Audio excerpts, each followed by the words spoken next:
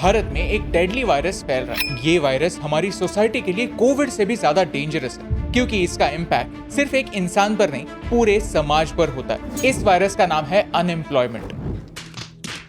कुछ लोग मानते हैं कि हाल ही में जो वायलेंस हुआ उसका मेन रीजन है अनएम्प्लॉयमेंट। एक इंसान अपने लाइफ के 15 साल एक डिग्री के पीछे स्पेंड करता है, लेकिन इसके बदले उसे क्या मिलता है? आज भारत में 5 करोड़ से ज्यादा लोग अनएम्प्लॉयड, यानी काम की तलाश में, लेकिन बार बार लगातार फेल हो रहे हैं। आज के इस वीडियो में जानते हैं कि भारत में अनएम्प्लॉयमेंट क्यों बढ़ रही और इस बदलते जमाने में खुद को रेलेवेंट रखने के लिए हम क्या कर सकते हैं। प्रॉब्लम्स के बारे में तो सब बात करते हैं, लेकिन इस वीडियो के 2 पार्ट्स हैं। पहले पार्ट में हम प्रॉब्लम्स को और उसके रीजंस को समझेंगे और दूसरे पार्ट में हम सॉल्यूशंस पर फोकस करेंगे। अगर आपको इस वीडियो से वैल्यू मिलती है तो इसे अपने दोस्तों के साथ शेयर कीजिए, हो सकता है उन्हें इस वीडियो से हेल्प हो।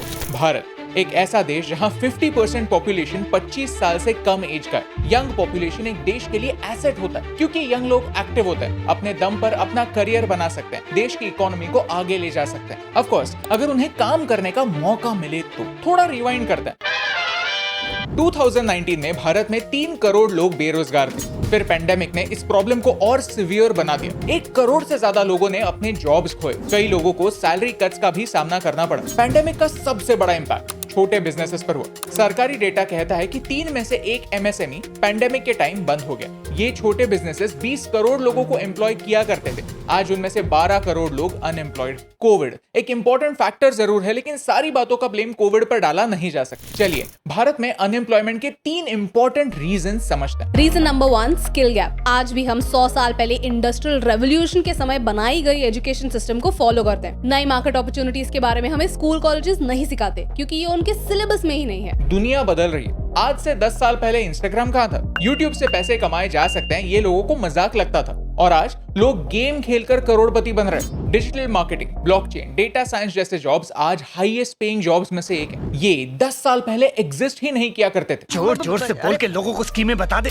जिस स्पीड से हमारी दुनिया बदल रही है, उसी स्पीड से हमारे स्कूल और कॉलेजेस का सिलेबस नहीं बदल रहा है। और प्रॉब्लम यही है, हमारे स्किल्स में और जॉब में रिक्वायर्ड स्किल्स में एक बहुत बड़ी गैप है। ये प्रॉब्लम सिर्फ भारत में ही नहीं, पूरी दुनिया में। इसीलिए दुनिया का रिचेस्ट इंसान इलॉन मस्क कहता है, किसी को भी हायर करते हुए वो पहले उनके स्किल्स देखता है और डिग्री बाद में। कॉलेज हमें क्या सिखाता है और क्या नहीं, ये हमारे हाथ में नहीं, लेकिन जहां हमारा कॉलेज पीछे छूट जाता है, उस गैप को फिल करना हमारे हाथ में है। और इस गैप को फिल करने के लिए हम स्किल शेयर जैसी कम्युनिटी यूज कर सकते हैं। We've been using Skillshare for a long time. Skillshare एक ऑनलाइन लर्निंग कम्युनिटी है, जहां आप हजारों ऐसे स्किल सीख सकते हैं जो आपको अपग्रेड करने में हेल्प कर सकते हैं, जैसे कि cooking, gardening, graphic design, animation and thousands more. मैं पिछले कुछ महीनों से Skillshare यूज कर रहा हूँ और मुझे यहाँ पर एक काफी इंटरेस्टिंग क्लास मिला। रॉब को तो आप जानते ही होंगे, इन्हें बचपन से हम टीवी पर देखते हैं। इनसे ही इंस्पायर होकर हमने भी आर्टिस्ट बनने का सपना देखा। आज वो अपने ही अलग अंदाज में इंस्टाग्राम पर वीडियोस कैसे बनाते हैं, उनकी प्रोसेस क्या है, ये सब Skillshare पर सिखाते हैं। इसमें स्क्रिप्टिंग, शूटिंग, एडिटिंग सब शामिल है। YouTube जैसे सोशल मीडिया प्लेटफॉर्म्स पर लोग अपने फील्ड की जानकारी शेयर करते हैं और सेल्फ एम्प्लॉयड बनते हैं। किसी पर डिपेंडेंट नहीं रहते, खुद के लिए अपॉर्चुनिटीज जनरेट करते हैं। इस जर्नी की शुरुआत कैसे करें,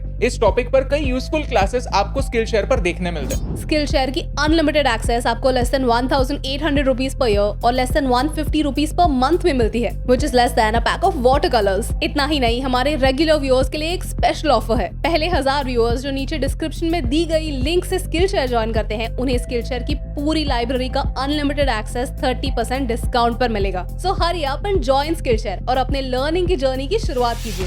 अनएम्प्लॉयमेंट का रीजन नंबर 2 है पॉपुलेशन। कुछ साल पहले रेलवेज में सिर्फ 90,000 नौकरियों के लिए 2.8 करोड़ लोगों ने अप्लाई किया, यानी इनमें से सिर्फ 0.3% लोगों का सिलेक्ट होने का कोई चांस था। कई बार हम ऐसी न्यूज सुनते हैं कि पीएचडी होल्डर्स भी पीयून की नौकरी के लिए लाइन में लगते हैं। क्यों? क्योंकि ये नौकरी सरकारी नौकरी होती है। आज भी कई लोग सरकारी नौकरी को सेफ मानते हैं, सोचते हैं कि वो काम ना भी करे तो उन्हें नौकरी से कोई नहीं निकालेगा। Reason number 3, no ease of doing business. Bharat एक कृषि प्रधान यानी अग्रेरियन इकोनॉमी है। आज भी अराउंड 50% पॉपुलेशन एग्रीकल्चर रिलेटेड काम करता है। एम्प्लॉयमेंट के 3 सेक्टर्स होते हैं, primary, secondary and tertiary. Primary sector में एग्रीकल्चर, सेकेंडरी में मैन्युफैक्चरिंग और टर्शरी सेक्टर में सर्विसेज आता है। एक डेवलप्ड इकोनॉमी में प्राइमरी सेक्टर से कम और सेकेंडरी और टर्शरी सेक्टर से ज्यादा एम्प्लॉयमेंट आती है। भारत का मेन प्रॉब्लम यही है कि भारत की सोशलिस्ट पॉलिसीज की वजह से भारत में मैन्युफैक्चरिंग ज्यादा स्ट्रॉन्ग नहीं बनी। Ease of doing business Bharat का सबसे बड़ा प्रॉब्लम रहा है। बिजनेस स्टार्ट करने के लिए इतने लाइसेंसेस लगते हैं कि लोग अपनी खुद की कंपनी स्टार्ट करने से डरते हैं। अनएम्प्लॉयमेंट के प्रॉब्लम सबको पता है, लेकिन अगर हम सॉल्यूशंस पर बात नहीं करें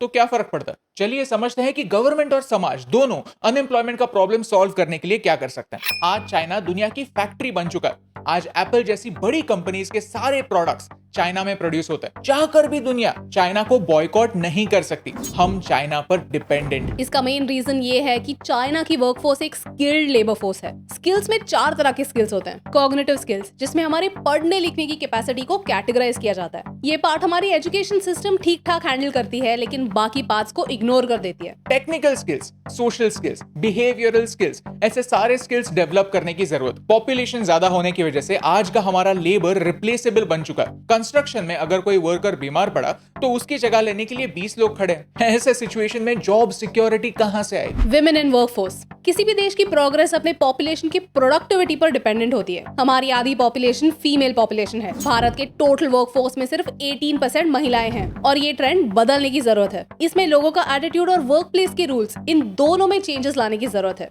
In countries like Bangladesh, women's participation in the workforce is as high as 31%, जिसका डायरेक्ट इम्पैक्ट उनके पर कैपिटा इनकम पर हुआ है। एक्सपोर्ट्स। हमारा देश एक काफी बड़ा देश है जिसमें दुनिया का 18% पॉपुलेशन रहता है, लेकिन फिर भी हमारे टोटल एक्सपोर्ट्स दुनिया के 1.5% के आसपास है। कंपैरिजन के तौर पर चाइना से दुनिया के 15% एक्सपोर्ट्स होते हैं। अब 15% से 20% तक जाना नेक्स्ट टू इम्पॉसिबल है, लेकिन हमारे लिए 1.5% से 3% तक जाना पॉसिबल है। इससे एग्रीकल्चर, टेक्सटाइल्स, मैन्युफैक्चरिंग जैसे सेक्टर्स में जॉब्स बढ़ेंगे। एग्रीकल्चर की बात की जाए तो इसमें एक्सपोर्ट्स के रूल्स काफी अनरिलायबल हैं। अगर किसी चीज के प्राइसेस बढ़ने लगे तो सरकार एक्सपोर्ट्स बंद कर देती है ताकि लोकल सप्लाई बढ़े। इस इनस्टेबिलिटी की वजह से किसानों का इनकम कम होता है। और एक सोल्यूशन है पेंडिंग एग्जाम्स। जैसे आर्म्ड फोर्सेस की एग्जाम्स 2 सालों से रुकी हुई है, वैसे ही रेलवेज और अलग अलग स्टेट्स के पब्लिक सर्विस कमीशंस की भी एग्जाम रुकी हुई है। ऐसे सारे जॉब्स मिलाकर इन टोटल 8 लाख से ज्यादा वैकेंसीज हमारे गवर्नमेंट में खाली है। कई एग्जाम्स कंडक्ट ही नहीं हुए हैं या कैंसिल हुए हैं या उनके रिजल्ट्स ही आना बाकी हैं। इसका डायरेक्ट इम्पैक्ट उन स्टूडेंट्स पर होता है जो इन एग्जाम्स के लिए प्रिपेयर कर रहे हैं या एग्जाम्स देकर खाली हाथ रिजल्ट्स का वेट कर रहे हैं। And last but not the least, attitude में चेंजेस लाने होंगे। कोई भी काम छोटा नहीं होता, ये हम सबको समझना हो। 2 साल पहले जब हम 100 reasons to love India shoot करने के लिए भारत में घूम रहे थे, तब हमने छोटे छोटे गांवों में एक ट्रेंड नोटिस किया। लोग 10th तक पढ़ते हैं और फिर समझते हैं कि मैं तो पढ़ा लिखा हूं, मैं खेती बाड़ी नहीं करूंगा, प्लम्बर, इलेक्ट्रिशियन, कारपेंटर जैसे जॉब्स नहीं सीखूंगा, क्योंकि इन सारे जॉब्स में ग्लैमर नहीं है। ये मेंटालिटी हमारे यूथ को बर्बाद कर रही है। जो काम लीगल है और 2 वक्त की रोटी देता है, उस काम को एक्सेप्ट करना सीखना ही होगा। लाइफ टाइम के लिए नहीं तो टेम्पररी ही सही, हाथ में आया हुआ काम लेना ही होगा। जब लोग अनएम्प्लॉयमेंट का गुस्सा पब्लिक प्रॉपर्टी पर निकालते हैं तब बुरा लगता है। इसीलिए इंपॉर्टेंट है कि हम आज एक्शन लें। मेक इन इंडिया और स्किल इंडिया जैसी स्कीम्स को और एफिशिएंट बनाएं और एमएसएमईज यानी छोटे और मीडियम बिजनेसेस को एनकरेज करें। अगर आपको इस वीडियो से वैल्यू मिली तो उसे अपने दोस्तों के साथ शेयर कीजिए। आज भारत में वर्किंग पॉपुलेशन और डिपेंडेंट पॉपुलेशन दोनों 50-50 बटे हुए हैं। 15 साल से कम और 60 साल से ज्यादा एज के हर इंसान के लिए एटलीस्ट एक वर्किंग एज इंसान अवेलेबल, और ये एक गोल्डन अपॉर्चुनिटी है, ग्रोथ का मौका है। ये गोल्डन पीरियड 2041 के बाद खत्म हो जाएगा। दैट्स व्हाई इट्स इंपॉर्टेंट कि हम आज अपने ह्यूमन रिसोर्सेज को अच्छी तरह से यूटिलाइज करें। ये कोई मैजिक पिल नहीं है जो एक झटके में हमारे सारे प्रॉब्लम सॉल्व कर दे। इसमें पॉलिसी मेकर्स, प्राइवेट सेक्टर, आप और मैं सब